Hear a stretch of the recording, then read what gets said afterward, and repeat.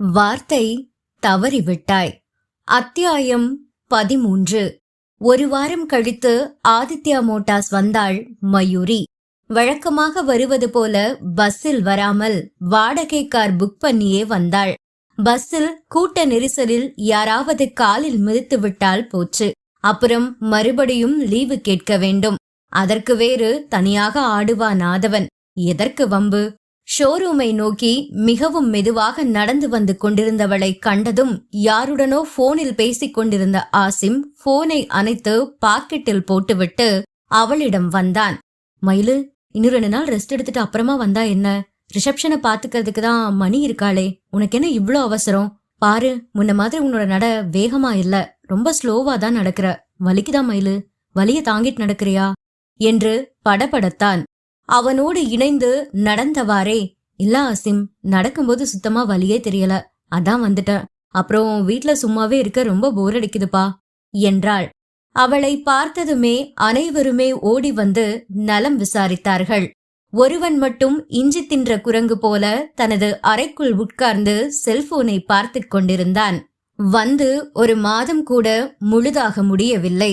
அதற்குள் அவளுக்கு ஒன்று என்றதுமே துடித்து போக ஒரு கூட்டமே இங்கே சேர்ந்து விட்டது. மயூரியிடம் இருக்கும் ஸ்பெஷாலிட்டியே அதுதானே.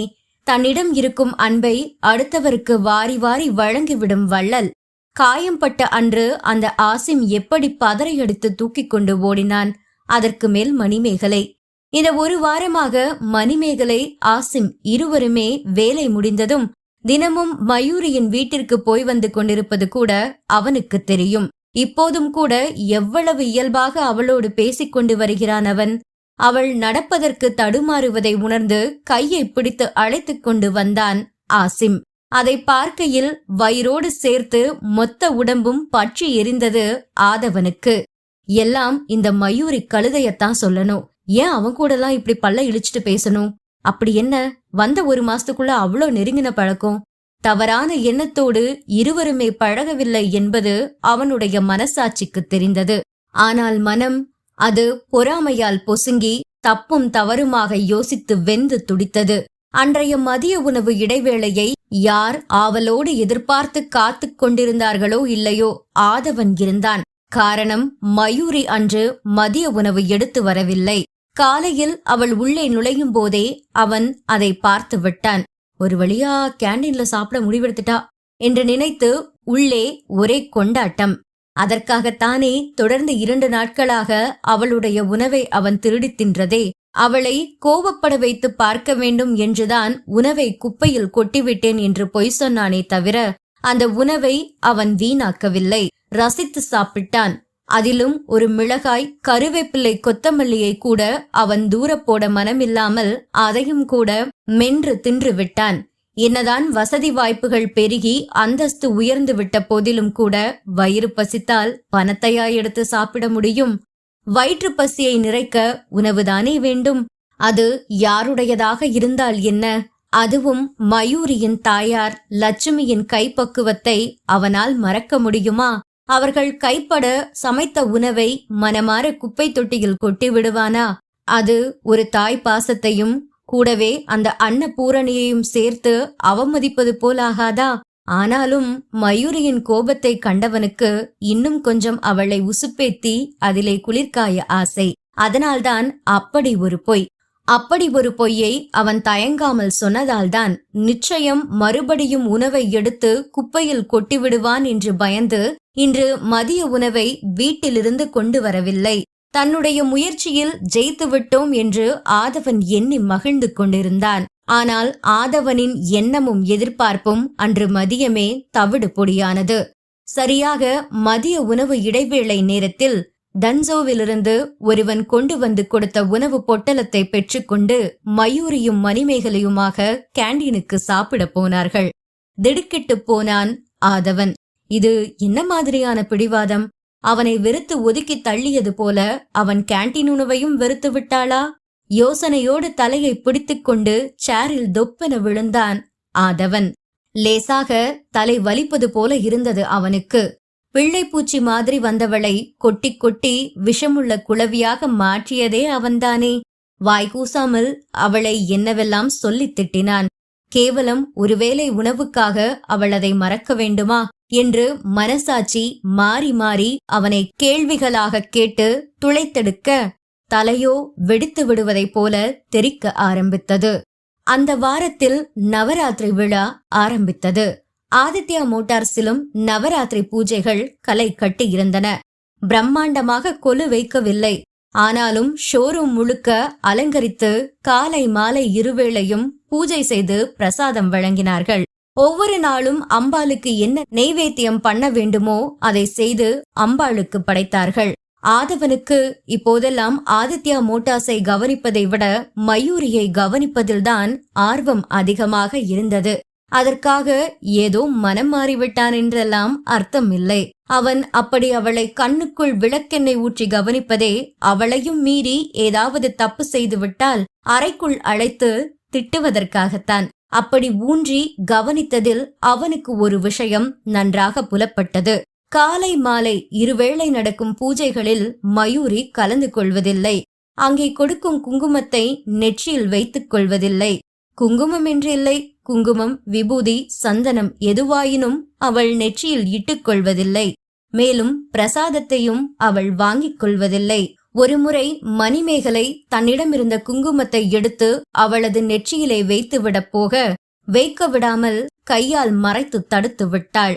அதே யோசனையிலேயே மூழ்கி கிடந்தான் ஆதவன். காரணம், மயூரி நாத்திகவாதி கிடையாது. நன்றாக சாமி கும்பிடுவாள்.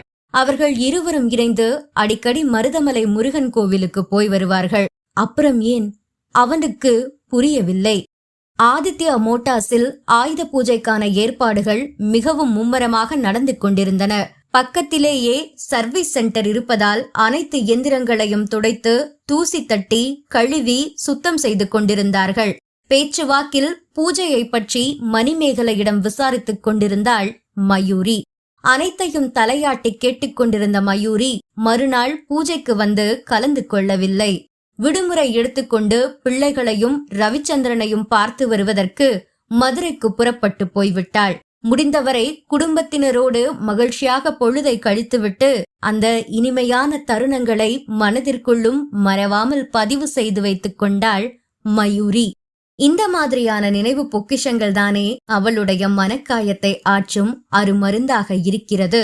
அவ்வப்போது அவளது இதழில் மலரும் புன்னகைக்கு காரணமும் இத்தகைய இனிமையான நினைவுகளே. வெறுமையாக கழிந்து கொண்டிருக்கும் அவளது வாழ்க்கை புத்தகத்தில் அர்த்தங்களை நிரப்புவதே அந்த பிள்ளைகளின் மழலை சொற்கள்தானே.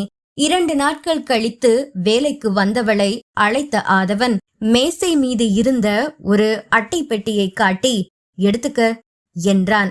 வேண்டாம் என்று மறுத்துவிட்டு வெளியேற போனவளை, ஏன் வேண்டாம் என்ற அவனது கர்ஜனை குரல் இழுத்து பிடித்து நிற்க வைத்தது. நான் புடவை கட்டுறதில்ல, எனக்கு கட்டவும் தெரியாது. உனக்கு புடவை கட்ட தெரியுமா தெரியாதா, வேணுமா வேணாமா, அந்த மாதிரி எந்த அபிப்பிராயத்தையும் நான் கேட்கல. இந்த புடவை உனக்குன்னு வாங்கினது, அதை நீ எடுத்துக்கணும், அவ்வளவுதான் என்றான் அதிகாரமாக. அவன் கொடுப்பதை வேண்டாம் என்று மறுக்கிறாளே என்ற கோபம் அவனுடைய குரலில் கொப்பளித்தது. ஆனால் அவன் என்னதான் மிரட்டினாலும் மயூரி அதை வாங்கப் போவதில்லை என்பதை அவள் நின்று கொண்டிருந்த தோற்றமே உணர்த்தியது. அவன் கையால் கொடுக்கும் இந்த புடவையை வாங்கக்கூடாது என்றுதானே நேற்று அவள் மதுரைக்கே கிளம்பி போனாள். அப்படி இருக்கையில் இன்று கொடுத்தால் வாங்கி விடுவாளாமா? ஓரிரு நிமிடங்கள் அசையாமல் நின்றுவிட்டு மீண்டும் நடந்தவளை முகமும் கண்ணும் கோபத்தில் சிவந்து ஜொலிக்க, மயூரி என்று பொறுமை இழந்து கத்தினான் ஆதவன். சாரி சார், இங்க மயூரின்னு யாருமே இல்ல. ஒருவேளை அந்த பேருள்ள பொண்ணு இங்க இருந்திருந்தா வேணும்னா இந்த புடவைய வாங்கி இருப்பா. காரணம், அவளுக்கு ஆதவன்கிற ஒருத்தனை தவிர வேற யாரும் புது துணி எடுத்து கொடுக்க மாட்டாங்க. ஆனா இங்க உங்க கண்ணு முன்னாடி நிக்கிறனா என்று ஓரிரு வினாடிகள் தயங்கி நின்றவள் பிறகு நிமிர்ந்து அவனை பார்த்து சொன்னாள், நான் ஒரு ப்ராஸ்டியூட். எனக்கு இந்த மாதிரி புடவை எடுத்து கொடுக்கறதுக்கு இப்ப நிறைய பேர் இருக்காங்க. அதனால நீங்க இதை கொண்டு போய் உங்க ஆசையை தீர்த்து வைக்கிறதுக்காக யாரோ இருக்காங்கன்னு சொன்னீங்களே, அவங்க கிட்ட கொண்டு போய் கொடுங்க என்று அமைதியான ஆனால் மிகவும் தெளிவான குரலில் சொல்ல, அந்த வார்த்தைகளை கேட்டு வெறி பிடித்தவன் போல ஆனான் ஆதவன். ஏய் என்றவாறே மேசை மீதிருந்த புடவை அட்டைப்பட்டியை தூக்கி அவள் மீது எறிந்தான் ஆதவன். அவள் மீது விழுந்த வேகத்தில் அட்டைப்பெட்டி திறந்து அவளது வலது தோளில் விழுந்து அவளது உடலை தழுவியவாறே வந்து கீழே விழுந்தது அந்த மயில் வண்ண நீல நிற பட்டுப்புடவை. ருத்ரமூர்த்தியாய் எதிரே நின்று தன்னை எரித்து விடுவது போல பார்த்து கொண்டிருந்த ஆதவனை கண்டு கொள்ளாமல் கதவை திறந்து கொண்டு வெளியேறினாள் மயூரி. அத்தியாயம் 14. அன்று புடவைக்காக நடந்த சண்டைக்கு பிறகு ஆதவன் மயூரியை அறைக்குள் அழைத்து திட்டவில்லை. ஆனால் போகும்போதும் வரும்போதும் தன்னால் முடிந்த அளவிற்கு அவளை முறைத்தான். அந்த பிரச்சனை முடிந்து 1 வாரம் ஆகியிருக்கும். ஆதவன், ஆசிம் அப்புறம் ராஜேந்திரன் மூவரும் மொத்தமாக கிளம்பி எங்கேயோ போய்விட்டு வந்தார்கள். கிட்டத்தட்ட ஒரு 3 மணி நேரம் கழித்து மூவரும் ஒன்றாகவே திரும்பி வந்தார்கள். ராஜேந்திரன் அவரது கேபினுக்கு போய்விட ஆசிம் ஆதவனோடு பேசிக்கொண்டே வந்தான். என்றவாறே கஞ்சாடை செய்து ஆசிமை அழைத்தால் மணிமேகலை. கண்டு கொள்ளாமல் சென்று விட்டவன் மதிய உணவு இடைவேளையின் போது மணிமேகலையை திட்டி தீர்த்து விட்டான். அறிவிற்குதாடி உனக்கு? கண்ணடிச்சு கூப்பிடுற, அதுவும் அவர் கூட போகும்போது. எல்லாம் ஒரு ஆர்வந்தா. புண்ணாக்கு, உன் ஆர்வத்துல தீய வைக்க. அவர் மட்டும் பாத்திருந்தாருன்னா கண்ணு நோண்டி காக்காவுக்கு போட்டிருப்பாரு. அதான் பாக்கலையே, விடு. ஏண்டா ஒரு லவ் பண்ற பொண்ணுகிட்ட பேசுற மாதிரியா பேசுற? எப்ப பார்த்தாலும் எரிஞ்சு விழுந்துகிட்டு. சத்தமா பேசாதடி, எவனாவது போய் போட்டு கொடுத்துட போறான். அப்புறம் சீட்டை கழிச்சு 2 பேரையுமே வெளியே அனுப்பிடுவாரு. சோத்துக்கு சிங்கிதான் அடிக்கணும் என்றான் ஆசிம் தனிந்த குரலில். என்று முணங்கிக் கொண்டே முகவாய் கட்டையை இடது தோளில் இடித்துக் கொண்டாள் மணிமேகலை. பார்த்து பார்த்து வாய் அப்படியே நின்னுட போகுது, அப்புறம் எனக்குதான் கஷ்டமா இருக்கும் என்று ஆசிம் ஒரு மார்க்கமாக சொல்ல மயூரி வாயை மூடி சிரித்தாள். பிறகு மூவருக்குமே சிரிப்பு வந்துவிட்டது. கம்மிங் சண்டே நாமெல்லாம் ஒரு ரெசார்ட்டுக்கு போக போறோம் மயிலு. எதுக்கு என்று கேட்டாள் மயூரி. எதுக்குன்னு கேட்டா என்னத்த சொல்றது, சும்மா ஒரு ரெஃப்ரெஷ்மெண்ட்டுக்கு தான். வருஷத்துல ஒரு நாள் இப்படி ஏதாவது ஒரு ரெசார்ட்டுக்கு எல்லாரும் சேர்ந்து போவோம் மயூரி. மணி, நீ மயிலுக்கிட்ட எதுவும் சொல்லலையா என்று மணிமேகலையிடம் கேட்டுவிட்டு, அதைத்தான் பார்க்க போயிருந்தோம் மயூரி. ஈசிஆர்ல 1, அப்புறம் இன்னொன்னு மகாபலிபுரத்துல. 2மே நல்லா இருக்கு. எம்டிக்கும் ஓகே தான். எனக்கு என்னவோ மகாபலிபுரத்தை விட ஈசிஆர் பெஸ்ட்னு தோணுது ஆசிம் என்றாள் மயூரி. நானும் அதைத்தான் நினைச்ச மயிலு. அதையே ஃபைனல் பண்ணி சார்கிட்ட சொல்லிடலாம். போன வருஷம் பாண்டிச்சேரி போனோம் மயிலு. 1 நாள் இல்ல 2 நாள். எனக்கு தெரிஞ்ச ஒரு ஈவென்ட் மேனேஜ்மெண்ட் கிட்ட கொடுத்திருந்தேன். ரொம்ப நல்லா பண்ணியிருந்தாங்க. இன்டோர் கேம்ஸ், அவுட்டோர் கேம்ஸ், அப்புறம் கலை நிகழ்ச்சிகள். அவங்க அரேஞ்ச் பண்ணியிருந்த எல்லாமே ரொம்ப இன்ட்ரெஸ்டிங்கா இருந்துச்சு. அந்த அவுட்டிங்க யாராலையும் அவ்வளவு சீக்கிரத்துல மறக்க முடியாது மயூரி என்றான் ஆசிம். அப்போ இந்த வருஷமும் அவங்க கிட்டே கொடுத்துரு. அப்படிதான் ஆதவன் சாரு சொன்னாரு மயூரி. ஆனா சாப்பாடுதான் வெஜ்ஜா நான்வெஜ்ஜான்னு இன்னும் முடிவாகல என்று ஆசிம் சொல்ல, இதுல யோசிக்க என்ன இருக்கு? நான்வெஜ் தான் வேணும், இல்லனா வெஜ் நான்வெஜ் 2மே போடுங்க என்றாள் மணிமேகலை கண்டிப்பான குரலில். சோத்து மூட்டை எப்போ திங்கிறதுலே இரு என்று எரிந்து விழுந்தான் ஆசிம். வருங்கால பொண்டாட்டின்னு கொஞ்சம் கூட மரியாதையே இல்லடா உனக்கு. திட்டு நல்லா திட்டிக்கோ, கல்யாணம் வரைக்கும் தானே, அப்புறம் பாத்துக்கிறேன் என்று கருவிக்கொண்டு கண்ணை உருட்டினாள் மணிமேகலை. அப்புறம் திட்டுனா என்ன பண்ணுவியா என்று கேட்டான் அவன். ஒயாம திட்டுற அந்த வாய கடிச்சு கொதறிடுவேன் என்றாள் மணிமேகலை அவனுக்கு மட்டும் கேட்கும்படியான ஹஸ்கி வாய்ஸில். அந்த வார்த்தையை கேட்டவுடன் நடந்து கொண்டிருந்தவன் பிரேக் அடித்தார் போல அங்கேயே நின்று மணிமேகலையை ஒருவித ஏக்கத்தோடு ஏறிட்டு பார்த்தான். ரொம்ப இன்ட்ரெஸ்டிங்கான தண்டனையா இருக்குது மணி, பேசாம இப்பவே கடிச்சு வச்சிருடி என்றான் ஆசிம். என்னவோ வேலை போயிரும், சோத்துக்கு சிங்கி அடிக்கணும் டயலாக் எல்லாம் விட்டியே என்றாள் நக்கலாக மணிமேகலை. வேலை போனா போகுதுடி, 4 வீட்டுல பிச்சை எடுத்தாவது சாப்பிட்டுக்கலாம். தயவு செஞ்சு இப்ப நீ சொன்னே அதை செய்ய என்றான் ஒரு மாதிரி குரலில். அவர்களுடைய ரொமான்ஸ் களை கட்டவும் அவர்கள் இருவரையும் அங்கேயே விட்டுவிட்டு இடத்தை காலி செய்து விட்டாள் மயூரி. வரவேற்பை நோக்கி சென்று கொண்டிருந்தவளை அங்கே பியூன் வேலை செய்து கொண்டிருக்கும் பெண்மணி அழைத்து, உங்களை எம்டி சார் அவங்க ரூமுக்கு வர சொன்னாங்கம்மா என்றாள். மயூரிக்கு அடிவயிற்றில் அமிலம் சுரந்தது. கொஞ்ச நேரம் மன நிம்மதியா இருக்க முடியுதா? இல்லைனா யார்கிட்டயாவது சிரிச்சு பேச முடியுதா? கழுகுக்கு வேர்த்த மாதிரி மூக்குல வேர்த்துருது. உடனே ரூமுக்கு கூப்பிட்டு கிளின்னு கிழிச்சு அளவச்சு அனுப்புவான். அப்பதான் அவனுக்கு மனசு நிம்மதியாகும் போல. என்னதான் ஜென்மமோ, சைக்கோ சைக்கோ என்று மனதிற்குள் ஆதவனை வறுத்தெடுத்துக் கொண்டே திரும்பி வந்தவள் நேராக அவனுடைய அறை கதவை தட்டப்போக அந்த பெண்மணி சிரித்துக்கொண்டு, இங்க இல்லம்மா, ஐயாவோட ரூம் மேல இருக்கு, 4வது ஃப்ளோர், லிஃப்ட்ல போங்க, அங்கதான் ஐயா உங்களை வர சொன்னாங்க என்று சொல்லிவிட்டு போனாள். லிப்டில் ஏறி 4வது ஃப்ளோரை அடைந்து கதவை தட்டினாள் மயூரி. உள்ளிருந்து எஸ் கமின் என்ற ஆதவனின் குரல் கேட்டது. எம்டினா ஒழுங்கா கீழே ரூம்ல உட்காந்து ஆபீஸ் வேலையை பார்க்க வேண்டியதானே? பெரிய மகாராஜா, வேலை செஞ்சு செஞ்சு டயர்டாகி ரெஸ்ட் எடுக்க அந்தப்புறத்துக்கு வந்திருக்காரு என்று மனதிற்குள் நொடித்துக் கொண்டாள் மயூரி. கதவை திறந்து கொண்டு உள்ளே சென்ற மயூரி அங்கே கண்ட காட்சியில் திடுக்கிட்டு போனாள். நடக்கவே இயலாதது போல கால்கள் பின்னிக்கொள்ள இதயத்திற்குள் ஒரு குட்டி சுனாமியே கிளம்பியது போல் இருந்தது. அணிந்திருந்த சட்டை பனியனெல்லாம் கலற்றி போட்டுவிட்டு வெற்று உடம்போடு சோஃபாவில் கால் நீட்டி படுத்திருந்தான் ஆதவன். இங்கே என்ன ஆனலகன் போட்டி நடத்தி பரிசா கொடுக்க போகிறார்கள்? இப்படி எல்லாவற்றையும் காட்டிக்கொண்டு படுத்து கிடப்பதற்கு, இந்த லட்சணத்தை பார்த்து ரசிப்பதற்கு தான் அவ்வளவு அவசர அழைப்பாமா? எரிச்சலாக இருந்தது மயூரிக்கு. இதற்கு பதிலாக இவன் பழையபடி காதில் ரத்தம் வரும்படியாக அவளை திட்டியே தீர்த்திருக்கலாம். அவனை அந்த கோலத்தில் தூரத்திலிருந்து பார்க்கும்போதே அவளுக்கு உடம்பெல்லாம் என்னவோ செய்தது. இதிலே பக்கத்தில் போனால் அவளால் அவளது நிலைமையை கற்பனை செய்து கூட பார்க்க முடியவில்லை. என்னதான் ஆசைகளை துறந்து உணர்ச்சிகளை அழித்து மறைத்து ஒதுக்கி ஒரு ஓரமாக வைத்திருந்தாலும் கூட அவளும் ரத்தமும் சதையும் உணர்வுகளுமாய் ஆன ஒரு மனுஷிதானே.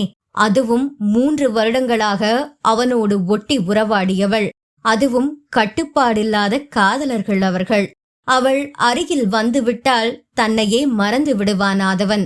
அவனுடைய அணைப்பிலும் இதழ் தரும் முத்தங்களிலும் விரல்களின் ஸ்பரிசத்திலும் இந்த உலகமே மறந்துவிடும் மயூரிக்கு. மடியில் படுத்துக்கொண்டு அவன் செய்யும் சேட்டைகளை எப்போது நினைத்தாலும் மயூரிக்கு உடம்பு சிலிர்த்துவிடும். என்னடி சலையா மாறிட்டியா என்ன? இங்க வா, அதிகாரமாக கேட்ட அவனது குரலில் பொம்மை போல அவன் பக்கத்திலே போய் நின்றாள் மயூரி. தலை ரொம்ப வலிக்குது, கொஞ்சம் பிடிச்சு விடு என்றான் கண்களை திறவாமலேயே. மனதிற்குள் அலறினாள் மயூரி. அட பாவி கிராதகா, கண்ணால பார்த்ததுக்கே கண்ட நினைப்பெல்லாம் வந்து தொலையுது. இதுல நெத்திய தொட்டு பிடிச்சு விடணுமா? இவனை தொடுறதும் கரண் கம்பியில கை வச்சு சாகிறதும் ரெண்டுமே ஒண்ணுதான் என்று மனதிற்குள் நினைத்து கொண்டு, என்னால அதெல்லாம் செய்ய முடியாது என்று ஒருவாறு திக்கி திணறி சொல்லிவிட்டு திரும்பியவளை நடக்க விடாமல் அவளின் கையை பற்றி நிறுத்தியிருந்தான் ஆதவன். பயமா இருக்குதா மயூரி? இல்ல பழசெல்லாம் ஞாபகம் வருதா? என்னை பொறுத்த வரைக்கும் என்னைக்கோ என் மனசுல இருந்தோ என் வாழ்க்கையில இருந்தோ உன்னையும் உன் நினைவுகளையும் மொத்தமா அழிச்சு துடைச்சு தூக்கி தூர போட்டுட்டேன். இனிமே கனவுல கூட உன் நினைப்பு எனக்கு வராது. என் விரல் நகம் கூட உன் மேல படாது. அதனால பயம் இல்லாம நான் சொன்ன வேலையை செஞ்சுட்டு போ. உன் முன்னால இங்க படுத்து கிடக்கிற ஆதவன் உணர்வுகளையும் உயிரையும் மொத்தமா சேர்த்து தொலைச்சிட்டு கிடக்கிற ஒரு செத்த பிணம்னு அவன் சொல்லி முடிக்கும் முன்பாகவே பாய்ந்து சென்று வேகமாக அவனுடைய வாயை தன் விரல்களால் பொத்தினாள் மயூரி. அப்படி சொல்லாதடா ப்ளீஸ் என்றவள் அதற்கு மேலும் தாங்க முடியாதவள் போல அவன் மீதே விழுந்து கதறிவிட்டாள். தன் விரல் நகம் கூட அவனை தீண்டிவிடக் கூடாது என்ற திடமான எண்ணத்தோடு நின்று கொண்டிருந்தவள் அவனுடைய அந்த ஒரே ஒரு வார்த்தையில் அடிபட்ட மானாய் கலங்கிப் போய் தன்னை மறந்து அவன் மார்பில் விழுந்து கதறி அழுது கொண்டிருந்தாள். இனியும் ஒரு தடவை அப்படி சொல்லாத ஆதவா.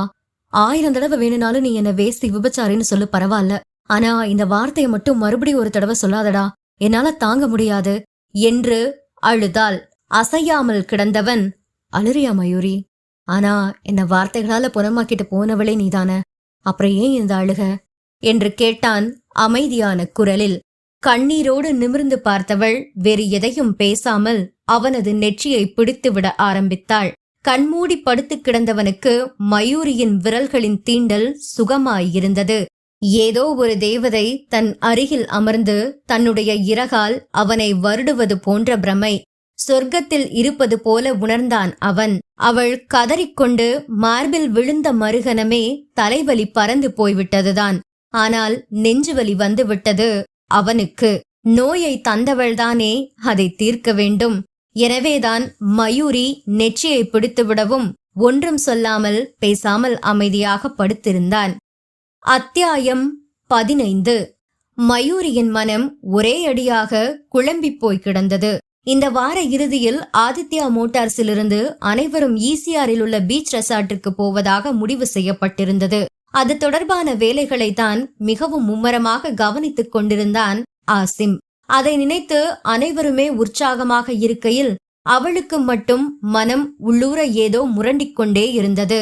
போகவா வேண்டாமா என்கிற குழப்பம். ரவிச்சந்திரன் மதுரைக்கு அழைத்தான். லட்சுமி கண்ணனை பார்க்க பெங்களூருக்கு போகலாம் என்றார். பெங்களூரில் உள்ள பிஷப் கார்டன் ஆண்கள் மேல்நிலைப் பள்ளியில் ஹாஸ்டலில் தங்கி படித்துக் கொண்டிருக்கிறான் கண்ணன்.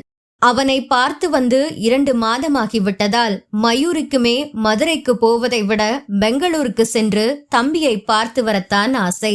ஆனால் மணிமேகலை, ஆசிம் இருவரோடும் இணைந்து எங்கே சென்றாலும் நன்றாகத்தான் இருக்கும். சிரிப்பிற்கும் கலகலப்பிற்கும் பஞ்சமே இருக்காது. கவலைகளை மறந்து ஒரு நாளாவது இருக்கலாம் என்று அதையும் விட அவளுக்கு மனதில்லை. ஆனால் ஆதவன் நிச்சயம் அங்கே வருவானே. அவனை அருகில் வைத்துக் கொண்டு இவள் யாரிடம் பேசி சிரிக்க முடியும்?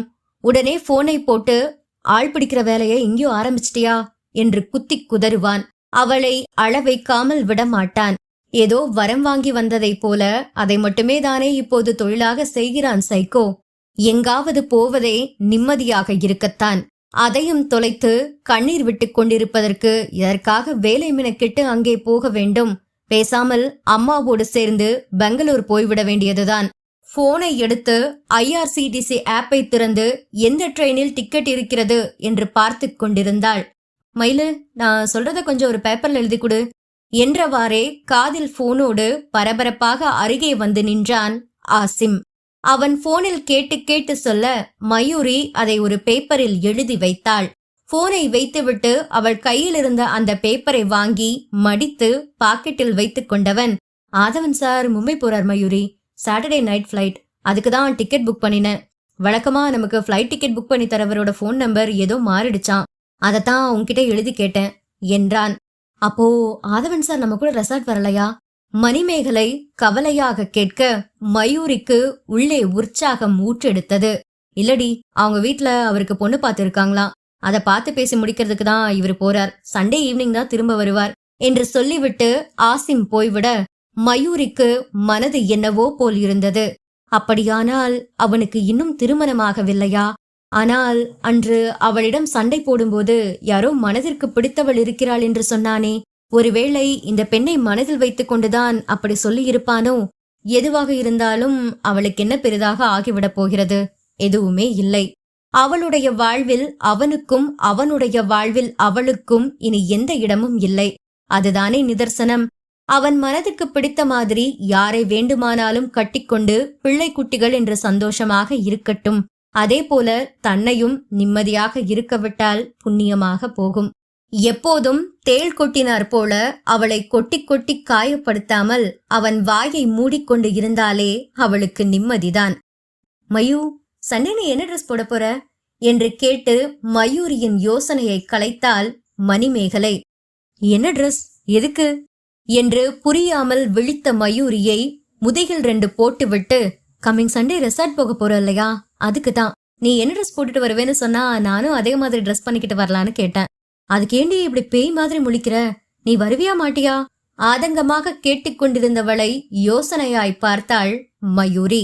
ஆதவனும் ரிசார்ட்டிற்கு அவர்களோடு வருவான் என்று எண்ணிதான் மயூரி அங்கே போக விரும்பாமல் பிளானை மாற்றியது. இப்போதுதான் அவன் வரமாட்டான் என்று நிச்சயமாக தெரிந்து போயிற்றே. அப்படியானால் அம்மாவுக்கு மட்டும் பெங்களூர் போவதற்கு டிக்கெட் எடுத்து கொடுத்துவிட்டு அவள் ரெசார்ட்டுக்கு வரலாமே. சந்தோஷமாக முடிவெடுத்துவிட்டு மணிமேகலையை பார்த்து சிரித்த மயூரி அவள் கேட்ட கேள்விக்கு உற்சாகமாக பதிலை சொல்லத் தொடங்கினாள். கடற்கரை சாலையில் இருந்த அந்த ரெசார்ட் மிகவும் அழகாக இருந்தது. ஓயாமல் ஒலித்துக் கொண்டே இருந்த அலையின் ஓசை சங்கீதம் போல பின்னணியில் ஒலிக்க, தென்னை மரங்களும் கடல் காற்றும் பூந்தோட்டமுமாய் பார்ப்பதற்கே அந்த இடம் நந்தவனம் போல தோற்றமளித்தது. எல்லோரும் வேலைக்கு வருவது போலவே வழக்கம் போல ஆதித்யா மோட்டார்ஸ் வந்து அங்கிருந்து ஒரு பஸ் மூலமாக ரெசார்ட்டிற்கு வந்தார்கள். புறப்பட்ட இடம் தொடங்கி வந்து சேரும் வரையிலும் பஸ்ஸில் ஒரே ஆட்டமும் பாட்டமும் கொண்டாட்டமும் களை கட்டி இருந்தது. மயூரி காலையில் வீட்டிலிருந்து கிளம்பும் போதே சாப்பிட்டு விட்டு மதியத்திற்கும் சேர்த்து கையோடு எடுத்துக்கொண்டே வந்துவிட்டாள். ஆச்சரியமாக பார்த்த மணிமேகலையிடம், வெளி உணவுகளை அதிகம் சாப்பிடக்கூடாது என்று மருத்துவர் கண்டிப்பாக எச்சரித்திருப்பதாக ஒரு பொய்யை அவிழ்த்து விட்டாள். சாப்பாடு ஒரு பக்கம் நடந்து கொண்டிருக்க விளையாட்டு போட்டிகளும் களை கட்டியிருந்தன.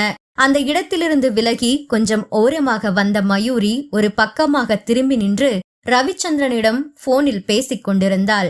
வலது கையால் காஃபியை குடித்துக்கொண்டே இடது கையில் ஒரு ஜூஸ் டம்ளரோடு வந்த மணிமேகலை மயூரியின் பின்புறமாக நின்று மயூ என்று அழைத்து கையில் இருந்த ஜூஸ் டம்ளரை இந்தா என்று நீட்டினாள். மணிமேகலையின் வாய் காஃபியை குடித்துக் கொண்டிருக்க, கண்கள் எதிரே விளையாடிக் கொண்டிருந்த ஆசிமை ரசித்து பார்த்து கொண்டிருக்க, கை அது போக்கில் மயூரியை நோக்கி ஜூஸ் டம்ளரோடு நீண்டிருந்தது. போன் பேசிக்கொண்டே திரும்பிய மயூரி ஜூஸ் டம்ளரில் இடித்துக்கொள்ள ஜூஸ் முழுவதும் அவளது டாப்ஸில் கொட்டிவிட்டது. இளம் காக்கி நிற ஜீன்ஸ் பேண்ட்டும் வெள்ளையில் செல்ஃப் எம்ப்ராய்டரி செய்யப்பட்டிருந்த டாப்ஸும் அணிந்திருந்தாள் மயூரி. ஆரஞ்சு வண்ண ஜூஸால் மயூரியின் முன்புறம் முழுக்க நனைந்திருக்க, உள்ளே அணிந்திருந்த உள்ளாடையின் வரி வடிவம் அப்பட்டமாக அப்படியே தெரிந்தது. சட்டென்று கையில் இருந்த காஃபி கப்பை குப்பை தொட்டியில் எரிந்துவிட்டு மயூரியை அணைத்தாற் போல நின்று கொண்டாள் மணிமேகலை. சாரி மயூரி என்றாள் வருத்தத்தோடு. பரவாயில்ல விடு, தெரியாம தானே பட்டது, இன்னும் கொஞ்ச நேரத்துல காஞ்சிடும் என்று மயூரி சொல்ல, அச்சச்சோ மயூ, காஞ்சு போன கூட இந்த கலர் அப்படியே தான் தெரியும், வா ரெஸ்ட் ரூம் போய் கழுவிட்டு வரலாம் என்று அழைத்தாள் மணிமேகலை. மெலிதாய் தலையசைத்துக் கொண்டே சுற்றிலும் எதையோ தேடிய மயூரி, நாம வந்த பஸ் எங்க நிக்குது மேகி என்று கேட்டாள். பஸ் முன்பக்கமா அந்த பெரிய கேட் கிட்ட இருக்கிற பார்க்கிங் ஏரியாவில நிக்குது. ஏன் மயூ என்று கேட்க, இல்ல மேகி, எதுக்கும் இருக்கட்டுமேனு எக்ஸ்ட்ராவா ஒரு செட் ட்ரெஸ் எடுத்து வச்சேன், பேகு பஸ்குள்ள இருக்குது, வா போய் மாத்திட்டு வரலாம். இருவரும் பேசிக்கொண்டே பஸ்ஸை நோக்கி நடந்தார்கள். பஸ் டிரைவரும் கிளீனரும் ஒரு பெரிய மரத்தடியில் உள்ள கல் பெஞ்சில் படுத்து உறங்கிக் கொண்டிருந்தனர். மணிமேகலையை வெளியே கதவருகே காவலுக்கு நிற்க வைத்துவிட்டு உள்ளே நுழைந்தாள் மயூரி.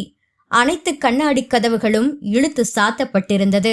எனவே எதையும் யோசிக்காமல் நனைந்து போயிருந்த டாப்ஸை கழற்றி போட்டுவிட்டு பையில் இருந்த ஒரு சிறிய டவலை எடுத்து ஜூஸால் ஈரமாகி இருந்த மார்பு மற்றும் வயிற்று பகுதியை துடைத்துக் கொண்டிருந்தாள் மயூரி. ஆனால் என்ன துடைத்தும் அவள் உடம்பில் ஒட்டிக் கொண்டிருந்த ஈரம் அகன்றதே தவிர பிசுபிசுப்பு போகவே இல்லை. அவள் அணிந்திருந்த வெள்ளை நிற உள்ளாடை முழுவதும் ஆரஞ்சு வண்ணமாக மாறியிருக்க அதை தொட்டு பார்த்தவள் எரிச்சலாகி கத்தினாள். மணிமேகலை, அறிவுகிட்ட முண்டோ, ஜூஸ ஊத்துறதுக்கு வேற இடம் கிடைக்கல, கழுத தூ. வெறும் வாயால் காற்றில் துப்பிக்கொண்டே உள்ளாடையின் கொக்கிகளை கழற்றுவதற்காக கையை பின்பக்கமாக கொண்டு போனாள். அப்போது பஸ்ஸுக்குள் ஒரு செல்போன் மணி அடிக்கும் சத்தம் கேட்டது. அதுவும் கடைசி சீட்டிலிருந்து. அலட்சியமாக உதடுகளை பிதுக்கி தோள்களை குலுக்கிவிட்டு கொண்டாள் மயூரி. பாவம், அவசரத்தில் யாரோ செல்போனை மறந்து விட்டு போயிருக்கிறார்கள். யாராக இருக்கும்? கடைசி சீட்டில் யார் உட்கார்ந்திருந்தார்கள்? யாரா இருந்தா என்ன, போனை எடுத்துட்டு போய் ஆசிம் கிட்ட கொடுத்தா அவன் விசாரிச்சு கொடுத்துருவான் என்று எண்ணியவாறே ஆடி அசைந்து பின் சீட்டுக்கு வந்தவளது விழிகள் தெரித்து விடுவதைப் போல விரிந்தன. கண்ணக்கதுப்பிற்குள் நாவை ஒதுக்கி கண்களில் குறும்பு மிளிர ரொம்பவும் ரசனையோடு அவளை பார்த்து மௌனமாக சிரித்து கொண்டு நின்றான் ஆதவன். சட்டென்று இரு கைகளையும் மார்பின் குறுக்காக கட்டிக்கொண்டவள் அடுத்து என்ன செய்ய போகிறாள் என்பதை யூகித்துவிட பாய்ந்து வந்து அவளது வாயை பொத்தினான் ஆதவன். ஒன்றுமே செய்ய முடியாத அவல நிலையில் நின்று கொண்டிருந்தாள் மயூரி. கையை விலக்கி அவனை தூர தள்ளிவிடவும் முடியவில்லை, வாயை திறந்து பேசவும் முடியவில்லை. ஒரு கையால் அவளது இடுப்பை வளைத்து பிடித்துக் கொண்டு இன்னொரு கையால் அவளது வாயை இறுக்கி மூடியிருந்தான். அவளை அணைத்தாற் போன்று நின்று கொண்டிருந்த அவனும் மேலாடை எதுவும் அணியாமல் வெற்று உடம்போடுதான் இருந்தான். வெறும் ஷார்ட்ஸ் மட்டும் அணிந்து கொண்டு. தொடரும்.